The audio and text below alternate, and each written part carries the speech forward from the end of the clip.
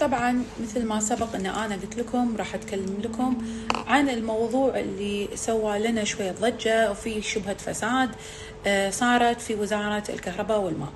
تقدم لي أحد الموظفين العامين في هذه الوزارة بعد ما اكتشف بأنه خلال فترة إجازته، يعني طالع إجازة رسمي، أن هناك شخص قد تلاعب في اليوزر اللي هو الرقم الحساب الخاص فيه وانتحل صفته، وقدر أنه هو يستولي على أموال عامة خاصة في الوزارة عن طريق التلاعب في اليوزر ماله وإنهاء أو تصفير هذه الفواتير. بما معناته عندنا انتحال صفة موظف عام والقيام بأعماله الاستيلاء والإضرار بالأموال العامة، بالإضافة إلى التلاعب بصلاحيات. شنو سوى هذا الشخص المنتحل لهذه الصفة؟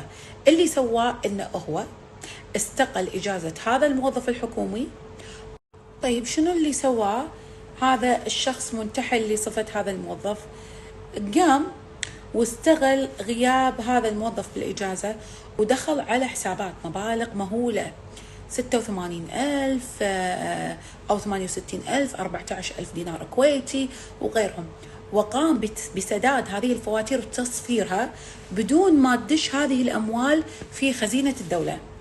يعني كنا الحين مثال بسيط، أنت عليك حسابك في التليفون 10 دنانير، حلو، لما يجي آخر الشهر أنت تدفع ال10 تتسكر، فكذلك الموظف اللي بالشركة يقدر أنه يصفر لك هذا الحساب بدون ما أنت تسدد، لكن عن طريق اليوزر ماله فيقدرون يرجعون عليه. فالموظف الشغلة هذه اللي هو سواها، عرض هذا الموظف الحكومي للمساءلة القانونية والاختلاس، أنه يتهم باختلاس هذه الأموال، لأن في مبالغ المفروض أنه يدش، ولكن هذه المبالغ في حقيقة الأمر تم تصفيرها. فهناك شبهة، ليش تم تصفير هذه الأموال؟ من المستفيد من هذا الأمر؟ منو هذا الشخص اللي هو قدر أنه هو يسوي هذا الإجراء؟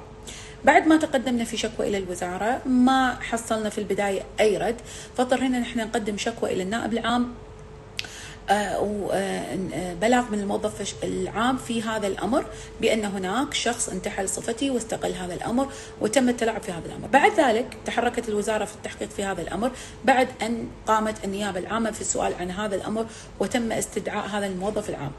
وبعد سؤاله كذلك اتضح بأن هذه العمليات التي تمت عن طريق مراكز أخرى وليس المركز الذي يعمل فيه هذا الموظف، بالإضافة إلى أن أحد الأيام التي تم فيها الاستيلاء على هذه الأموال عن طريق تصفير هذه الحسابات كانت أيام إجازة رسمية مثل يوم السبت مثلا. كذلك أنا فوجئت اليوم بأن هناك موظف آخر دخل علي قال لي أستاذة مريم أنا عندي قضية ومتحولة الحين المحكمة، أنا صار فيني نفس الموظف هذا ولكن أنا ما كنت أدري وتم توجيه تهمة الاختلاس لي أنا. فطبعا قانونيا المفترض إذا شخص يشتغل في وزارة حكومية وإذا هو كان عنده يوزر نيم وخايف من أن هذا أي شخص يقوم باستغلال اليوزر نيم، المفترض كذلك أنه هو يخاطب شؤون الحاسوب التابعة لهذه الوزارة ويبلغهم بإيقاف اليوزر ماله خلال فترة إجازته. هذا هو الطريق السليم لأي موظف حكومي. تمام. طبعا أنا طلبت من هذا الموظف إنه بأسرع وقت يجيب لي الشكوى وشو اللي دار فيها على أساس نشوف إذا إحنا نقدر نشتغل فيها من عدمه. أما الموظف العام اللي هو موكلي، لأن إحنا